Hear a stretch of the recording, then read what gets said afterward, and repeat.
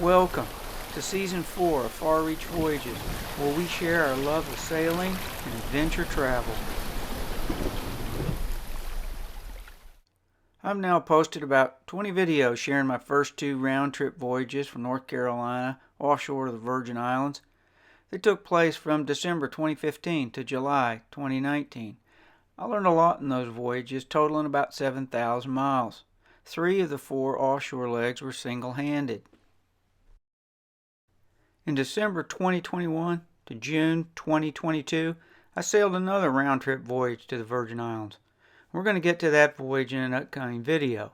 But before we do, it seemed like a good time to go back to the beginning and take a closer look at the Far Reach. She's a unique, one-of-a-kind boat I built from a gutted bare hull and deck. I thought some viewers might find it interesting to see what it takes to rebuild an old boat from a gutted hull to a better-than-new, customized voyaging machine. It might also be useful in deciding if rebuilding an older boat is a viable option in pursuit of your own sailing goals. For me, it was the only way to get the boat I always wanted but simply couldn't afford to buy. My keep it simple philosophy is not for everyone. Probably it's not even for most people. But I believe there are people out there who want a sailing adventure, but maybe think they can't afford a safe, capable boat because what they see are popular YouTube channels of people who have bought high-end boats that are just too expensive, too big, too hard to sail, and too difficult to maintain. Or maybe like me, they want adventure over convenience. For example, many people seem to confuse backcountry camping, which can be a real adventure, with living in an RV, which to me is the opposite of adventure. The same applies to voyaging. What I'm looking for is a challenge-reward approach that requires skill and your wits to be part of the adventure so you feel like you're accomplishing something. If adventure over convenience sounds challenging and exciting to you, then stick around. You might find this video useful.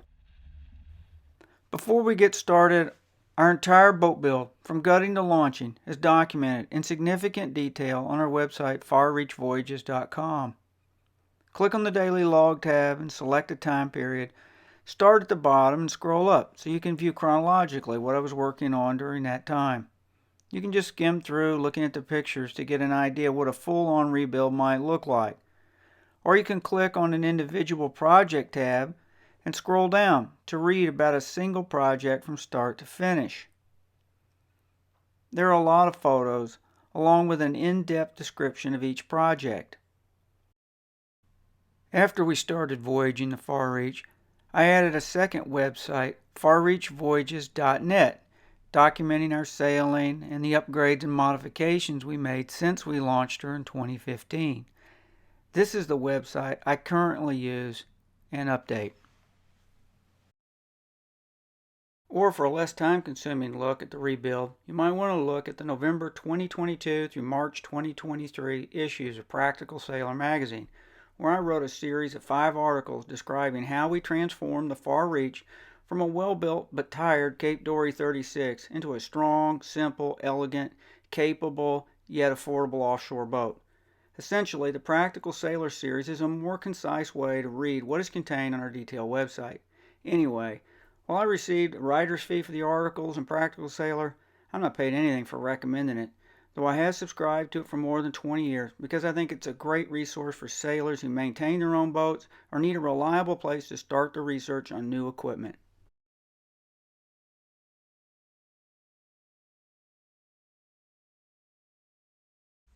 A little background so you know where I'm coming from. Though I've been sailing since age 12, I'd never really built anything worthy of mention until I started on this project. I essentially had no woodworking or fiberglass skills. I think the Far Reach is a good example of what is possible if you're focused on producing a strong but simple offshore boat. You don't have to have been born the son of a cabinet maker or a boat builder. The most important things are to know what you want, don't get distracted by the latest trends, manage your time, and don't pay attention to all the people who try to convince you that you'll fail. While my build took almost 6,000 hours over 6 years, I incorporated a lot of projects that are not necessary to building a strong, safe, offshore boat. They were things I wanted, like a completely redesigned interior, the V-groove mahogany staving with 6 coats of varnish, raised panel cabinet doors, removable overhead panels, black walnut cabin sole, the longer redesigned bowsprit, and hand-spliced wire rigging, which I had to learn. Most people don't want to do that. So leaving the non-essential elements behind and focusing on strengthening the boat, enhancing her sailing performance and safety, I might have been able to cut the project by more than half. Also, as you contemplate if a rebuild is a good option for your situation, you have to figure out what your sailing voyaging philosophy is. If you like lots of gadgets and complicated systems and equipment, you're probably not going to be happy with a boat as simple as the Far Reach. On the other hand, if you don't have unlimited funds or would rather spend time sailing and exploring than repairing broken equipment or finding qualified, reliable, and affordable technicians to fix that stuff for you, you might wish you had a simple boat. So you need to figure that part out. Additionally, I put sailing first. All my decisions are driven by a desire to enhance the Far Reach's ability to perform well under sail short-handed and be robust enough that she can stand up to any conditions we might encounter, even if I'm not. As you watch this video, keep all those things in mind. So let's get started.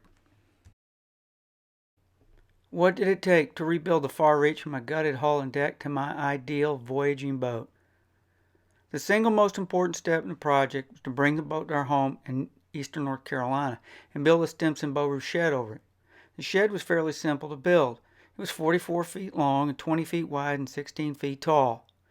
The shed meant my round trip to the boat was 70 feet instead of 70 miles. It saved me a ton of money in boat storage fees, gas to commute to the boat, and time, our most precious commodity.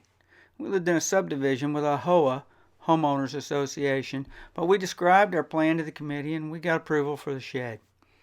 I also got a building permit for temporary structure from our town. I didn't want to get in a legal fight in the middle of the project. The $20 I spent for David Stimson's bow roof shed plans was the best money I ever spent. There's a link in the video description for the plans. The material for the shed cost me about $1,200 in 2009 to include the UV-resistant greenhouse plastic. When I launched the boat 6 years later, I sold the bow frames for $500, so the shed effectively cost me about $700.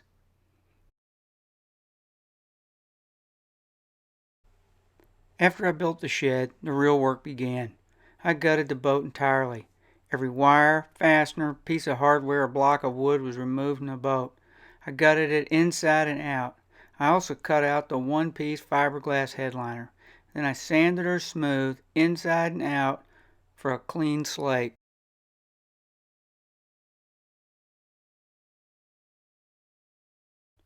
There were a lot of holes in the boat. I didn't want any permanent mounted instruments, so I filled the holes with epoxy and biaxial and faired them smooth. I removed 10 through holes and filled 7. We only needed 3 seacocks, 2 for the cockpit scuppers and 1 for the galley sink. Less holes makes for a safer boat. Plus, quality seacocks are expensive, and it's another piece of equipment to maintain. Less is more. Then I started chamfering and filling holes in the deck and cabin top. Hundreds of them. There were about 150 holes through the hull deck joint alone. There were seemingly endless holes in the cabin top, to include 28 on each side just to secure the eyebrow trim, a horizontal strip of wood above the port lights, which I eliminated. All of these holes are potential leaks. Why do we need so many holes in our boats? It's no wonder they leak. I filled the holes with thickened epoxy, I filled the gaps around the port light holes, and I faired them all smooth. I dug a hole 4 feet deep and removed and repaired the rudder. I filled in the propeller aperture in the keel and the rudder. I also improved the flare at the back of the keel for smoother water flow over the rudder. When I needed a fiberglass tube for the rudder post, I made my own by waxing the post and wrapping it with biaxial and epoxy. Then I pulled it off after it cured, a perfect fit. I removed the wheel steering with no intention to replace it. I did not want wheel steering on the boat, which takes up space in the cockpit, and it's not as reliable as a tiller anyway. A tiller is also the best way for the boat to communicate with the helmsman about sail trim. Also, a tiller works better with self-steering wind vane. I reinstalled the rudder, but since the rudder post was too short for the tiller head, I installed a 10-inch extension and a special coupling made by Edson Marine to connect them. Then I fit on the new tiller head. All of this took careful measurements and a lot of homework. Last, I designed and laminated a 5-foot long tiller. Next, I went to work on the hull deck joint, which is the source of major leaks on many fiberglass boats. What happens, especially when sailing upwind in tough conditions, is water gets trapped against the tow rail. The almost imperceptible flexing of the hull and deck allow water to eventually find its way under the tow rail, past dried out caulking, and into a bolt hole, and then it drips down inside the hull, ruining electronics and charts and books, clothing, and serves as a source for mildew and mold. I wanted an absolutely dry boat. My plan was to remove the mechanical fasteners and fill the holes with thickened epoxy and then glass over the joint. So I ground down the gel coat to the laminate and radiused the edge of the joint. And next I applied 3 layers of 1708 biaxial, 4-inch, 6-inch, 8-inch wide, or about 240 linear feet around the entire deck edge. A friend gave Gail and me a hand, and we operated like an assembly line. They wet the biaxial and squeezed excess epoxy out, then handed it up to me. I applied it and used a roller to eliminate bubbles. Then I covered the top layer of biaxial with peel ply and squeegeed out the excess epoxy to form as smooth of a top layer as possible. We applied all 240 feet of biaxial in one day. The advantage was we achieved a chemical bond for an extra strong joint. Then I spent about 2 weeks applying fairing compound and sanding it smooth with a longboard until the whole deck joint was as fair as possible. While all this was going on, I built a propane locker. I cut the cockpit seat top off and modified it as the locker lid. Then I built a reverse jig for making a fiberglass water drain gutter system for the locker. I laid fiberglass cloth and biaxial over the wax jig and wet them out with epoxy. After the fiberglass cured, I removed it from the jig and glassed it in under the seat lid. Later in the build, I glassed in a fiberglass box and installed a through-hole fitting to allow the locker to drain above the waterline in accordance with ABYC standards for propane lockers.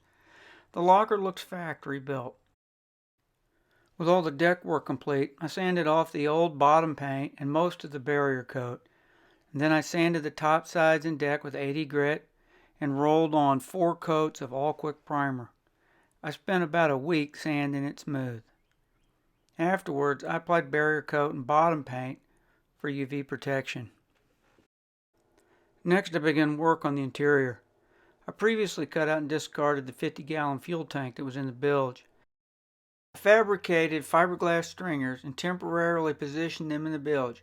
I built cardboard mock-ups for 3 water tanks and made sure they would each fit through the companionway. Then I made drawings for the tanks and hired Durweld in Florida to build them with baffles and inspection ports. Once the tanks arrived, I molded epoxy and biaxial trays to fit each water tank and carefully positioned them in the bilge with rubber chafing guards and secured the trays to the stringers which I had epoxied in place. I built the beams for the cabin sold from Douglas fir and made it easy to remove them so I could quickly remove the water tanks and set them on the dock and wash them out, as well as wash down the bilge to keep the boat smelling clean. Then I installed a temporary plywood sole so I could work on the interior. I had additional biaxial tabbing to all the bulkheads and then through-bolted them with 5/16 stainless steel fasteners and nylon nuts so they would remain secure no matter what we might encounter at sea. I also added more tabbing under the cockpit well and across the bridge deck. All this stiffened the boat up considerably. We completely redesigned the interior, pulling it toward the center line, creating more space for storage behind and providing more handhold, making it easier to move through the boat when sailing offshore. Big open interiors are not your friend when blue water sailing. We wanted 2 pilot berths for sleeping at sea, so the settees in the saloon would be open for use for the watch. I milled hundreds of board feet of African mahogany, turning it into V-groove staving with half-lap joints, and epoxied it to the bulkheads. I made screw clamps and used them to clamp the staving to the bulkheads while the epoxy cured. Then I removed the clamps and filled the screw holes with wood plugs. I made thousands of plugs on a hand-me-down benchtop drill press. We varnished in stages using Epiphanis clear gloss varnish. Ultimately, we would apply 6 coats of varnish to the entire interior, sanding between every coat, because there are no shortcuts if you want quality varnish work. One of the nice things about varnished interior is it reflects light, which brightens the inside of the boat and makes it look bigger. At the same time, the wood interior provides soothing relief to your eyes during sunny days on the water. We designed all the bunks to have multiple storage compartments with shelving below. Instead of screwed down plywood bunk boards with small access holes, we used individual removable planks of lightweight juniper and made the sectional cushions to match the compartments. All this made access to the storage below much easier and more convenient. We insulated the overhead with half-inch thick Armaflex AP flame retardant foam. Then we built the overhead panels from BS 1088 quarter-inch marine plywood, all easily removable. We cut the V-grooves with a router and filled the grain with thin epoxy. We also applied 2 coats of epoxy to the backs of all the panels as well as the edge grain. Then we applied a wood sealer and we painted them white. When the weather was right, I resanded the deck and topside and applied a 2-part finish primer to the exterior of the boat. Then I sanded her and taped her off and paid an All Grip certified painter $600 to spray her with All Grip Snow White. After years of seeing her only in primer, she looked fabulous. Later on during the rebuild, I applied gray kiwi grip for a non-skid deck finish. Then it was back to working on the interior. Why so often is the icebox built between the stove and the engine? Makes no sense to me. We built it on the starboard side, separated from the stove, and the engine if we decided to install one later. With 4.5 inches of insulation, it's kept ice for up to 15 days. I designed the icebox so it serves as a convenient stand-up chart table. It's a waste of space to have to sit down chart table on a boat under 40 feet. Space is critical on a voyaging boat. By locating the water tanks in the bilge and redesigning the interior, we tripled our storage space and made it more convenient to use at the same time. Next, I built my first inset raised panel cabinet doors using bird's eye maple for the panels and African mahogany for the rails and stiles. They're an important part of creating a refined look to this simple interior layout. Though they were time-consuming to learn how to build, they add to our enjoyment of being on the boat for long periods of time. The Spartan marine port lights that came with the boat are strong and superbly made, but they had been poorly installed and the caulking long since dried out. I filled the holes with epoxy and enlarged the opening so there was room for butyl rubber around the spigots. Then I filled the trim ring with 3M 4000 UV and secured them in place. They've not leaked a drop of water in 8 years. I knew all along I would not reinstall a tow rail, which only serves to trap water on deck. I wanted a raised bulwark. I sketched out a design. We could find no suitable brackets, so we designed our own and built them out of 1/4-inch thick silicone bronze, which my best friend cut on his metal bandsaw. Then he welded them together with his TIG welder. I radiused the edges and polished them. I thought they were gorgeous. I bolted them through the deck with 5/16" bronze bolts and G10 backing plates. I decided on a 2-strake design for the bulwarks, fit together with tongue and groove, about 5 3/4 inches tall, then raised clear of the deck about 1 inch. I milled the bulwarks from 7/8 inch thick African mahogany, topped with a 1-piece Burmese teak cap rail I scarfed together from ripping down the original cockpit coamings. Water can no longer be trapped on deck. It just runs clear without any obstructions at the hull deck joint. This was a long project. There was scarfing, red lead paint, and primer involved. And once again, we used resorcinol instead of epoxy, as we do for all joinery exposed to the weather.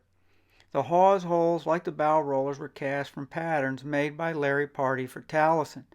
All this effort really paid off, as the bilge has remained totally dry, even after long, hard, upwind sails of 1,500 nautical miles to the Virgin Islands during tough winter passages. Until you've sailed with raised bulwarks, you can't appreciate how much safer it is on deck, offshore, in rough weather. All along, we continued to build the interior and work multiple projects at the same time, and as the temperature allowed. For the cabinet sole, I wanted to install bare Burmese teak, but it was insanely expensive. Instead, I chose American black walnut, locally harvested and air-dried for 3 years in a barn in North Carolina. I wanted it to be easily removable, so I chose to install it as planks. The entire sole from the forward compartment to the aft end of the saloon can be removed in 5 minutes. I left the walnut bare to take advantage of its non-skid capability, plus there's no varnish sole to scratch up. I used the same bare black walnut to trim all the bulkheads. We sandwiched 1/4-inch blue board between layers of Reflectix foil bubble wrap and installed it from the deck edge to the waterline. I can easily remove it for cleaning or to access the interior hull for repair. We built mock-ups for all the furniture to ensure we had the ergonomics correct. I continued to learn new woodworking techniques, like cutting a cove using a table saw with an angled jig to get that perfect fit. Instead of a stand-up shower, we chose to install a sit-down shower tub we can safely use offshore. We plumbed a dedicated 20-gallon tank in the port cockpit locker to gravity feed a pump-up spray bottle in a hidden compartment next to the tub. Kettle of hot water makes for a great shower and requires no electric pump or engine-driven water heater. We installed an 8-gallon gray water tank in the bilge to drain the tub, icebox, and forward cabin sink, and pump it over the side with a bronze gallon-a-stroke Edson pump we found at a consignment shop. A Jabsco selector switch allows it to pump either the tank or the bilge. We plumbed the bilge exhaust hose to a bronze fitting on a door rail located on the fantail, so there's no through hull at the waterline. Since there are no doors in the head, there is good airflow, and the compartment and the boat feel larger. We installed the Cape Horn wind vane, which has been a workhorse for all of our voyages. After 11,000 miles of mostly offshore sailing, I can't imagine not having it on the boat. The control lines run under the deck and link to the original wheel's steering quadrant, which I retained for that specific purpose. Instead of a troublesome and unreliable 12-volt electric solenoid to shut off the gas in the propane locker, we used a UL-approved brass fireplace valve in its place. I attached the valve key to a copper water pipe and ran it from the propane locker forward through the cockpit locker to the galley, where I installed a simple flip lever to shut the flow of gas off in the locker per ABYC standards. We always use the lever to shut the gas off to the stove, so we know it's working. Eventually, it was time to work on the longer traditional bowsprit I designed for the boat. Since this was a one-off design, there was no available gammon iron. I sketched some designs and built a few bowsprit mock-ups till I thought I had the right size. Then I built a pattern for a gammon iron with a core box and shipped it to Pete Langley at Port Townsend Foundry. He cast it in aluminum bronze. I had also purchased a bronze heel cup for the bowsprit from Port Townsend Foundry, similar in style to a picture I had seen for the schooner Lion's Whelp. But I didn't know how to fit the sprit into the cup, and I didn't have anyone to show me how to do it. So it took a lot of time thinking my way forward. I decided to use popsicle sticks and a hot glue gun to make a pattern that I could trace on the sprit. I practiced all this in a mock-up until I was satisfied it would work, and I was happy with the test results. If there was ever any doubt in your mind why it took me 6 years to rebuild my boat, well, now you know why. This kind of precise work was nerve-wracking but immensely rewarding at the same time. Finally, I was ready to go. I made the final bowsprit out of an 8-foot-long 6x6 quarter-sawn Douglas fir plank Larry Party found for me in Maine. I fit the heel cup first. Then I used a spar maker's gauge I read about in a wooden boat building book, and along with a drawn knife, spoke shave, and hand planes, I tapered the spar till it looked right and fit the bronze Kranz iron precisely. I took time to carve a simple but elegant fluted design similar to one I'd seen on Taliesin. I test fit the spar a couple of times as I went along, always kind of amazed I hadn't fouled it up somewhere along the way. I then drilled and mounted matching bronze anchor rollers we had cast from another pattern also made by the parties. It all worked out, and I was very happy with the results. With the anxious work behind me, I had a great time varnishing and painting the bowsprit. It was a lot of work, and my learning curve was vertical, but I loved every minute of it.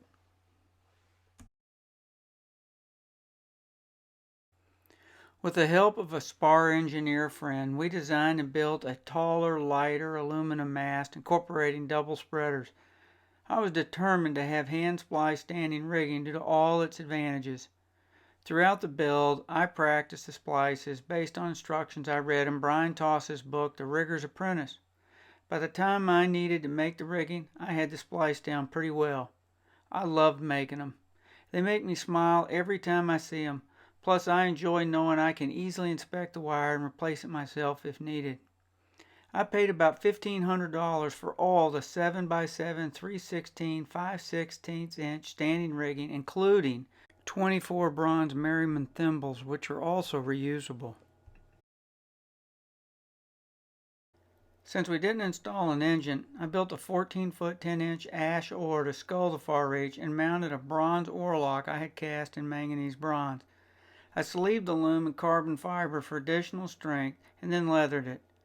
Though the sculling oar has limitations, it works surprisingly well when the conditions are right. At some point, I'll make a video dedicated to the sculling oar, since a lot of people are curious about it and just find it interesting. We installed a reflex heater in a dedicated spot I built for it down low in the forward end of the saloon. This is the same heater used by Norwegian fish boats and run all winter long. I jetted our heater for kerosene rather than the standard diesel, since kerosene is what we use in our interior gimbaled lamps. I also installed a 10-gallon dedicated kerosene fuel tank in the starboard locker, plumbed directly to the heater, as well as to an accessory ball valve located near the watch seat so we can easily refuel the lamps. We chose to install the stove thwartship in a fixed mount manner, allowing us to stand in front of the stove when cooking vice to the side. This eliminates the risk of being burned by hot liquids thrown off to port or starboard, as can happen with traditionally fore and aft mounted gimbaled stoves. I've read about horrible burns offshore requiring at-sea evacuation when hot liquids have been dumped onto the cook or into their sea boots. From the beginning, we wanted a simple but elegant interior. For upholstery, we decided on a sage green velvet material made by Sunbrella. To help the interior feel grounded, we chose a color scheme of light at the top, increasing towards dark on the cabin sole. We avoided using too many different kinds of wood, thinking it would make the interior look busy. We chose a simple, timeless scheme. White overhead, all the vertical surfaces in varnished African mahogany, cabinet doors in bird's eye maple, horizontal surfaces in ash, and dark walnut left bare for the bulkhead trim and the cabin sole. We're very pleased with the way it all turned out. By now we were in the home stretch. We added as many finishing touches as we could, knowing all the projects would get harder once the boat was moved to the boatyard. I built a hinge box for my sextant over the chart table because if you want to use a sextant in the modern world, you got to make it convenient. We added shelves under all the counters and in every cockpit locker to eliminate the hard-to-use spaces defined by the slope of the hull.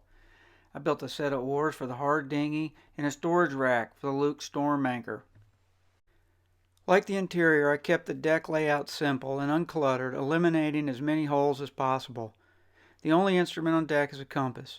I installed dedicated shocks for our hard dinghy so it could be safely carried on deck, inverted behind the mast where it's easy to launch and recover and doesn't affect the trim of the boat.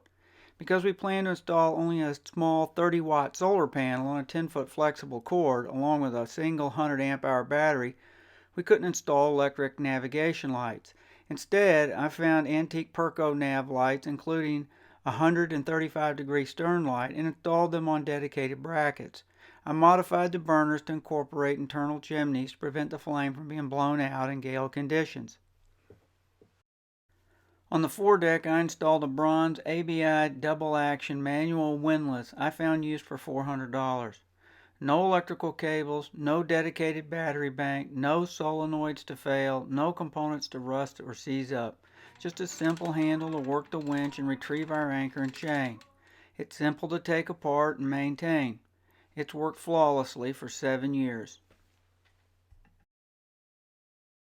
In March 2015, the big day finally arrived. My best friend and my sister Tricia helped me take the cover off the shed and the bows down. It was an emotional moment. I got my first look at the far reach in all her glory.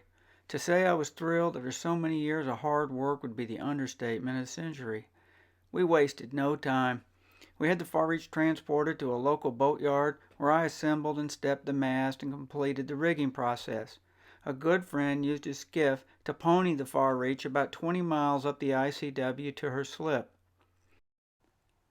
There, I installed the Antal Traveler with 6-to-1 main sheet system, the small 30-watt solar system, the walnut-topped workbench with a drawer, the ash flip-over adjustable saloon table, and finally, the boom gallows, so important to me for offshore work. Lastly, I purchased Doyle offshore sails supported by a sailmaker who had experience sailing without an engine. He made a strong case for installing a Tides Marine strong track with a full battened main, which I was opposed to initially, but which has worked very well. Since I did not want a jib furler, we made the 100% Genoa reefable by incorporating a 17-foot long YKK zipper, allowing the bottom 6 feet of the sail to be unzipped and stowed in a bag under the sail. This feature turned a 400 square foot Genoa into a smaller working jib, which is all I needed in the strong trade winds of the Caribbean. I also purchased a staysail with 2 reef points, a trysail, and a 616 square foot 2-ounce drifter. So there you have it, a brief overview of what it took to rebuild a tired, somewhat banged up, but well-designed and constructed Cape Dory 36 into what I consider an ideal long-range offshore voyaging boat, and a boat I never could have afforded unless I'd done the work myself. She's everything I hoped she would be. Strong, fast, well-behaved, easy to single-hand, capable of carrying all kinds of supplies and gear, easy to maintain, and a delight to sail. I also happen to think she's a great looking boat. While your ideas of what makes the perfect voyaging boat may be different than mine, if you do your homework, buy the right boat, make a plan, get organized, keep it simple, and are as determined as a junkyard dog, you too can make your own reality. I'm often asked if all that work was worth it.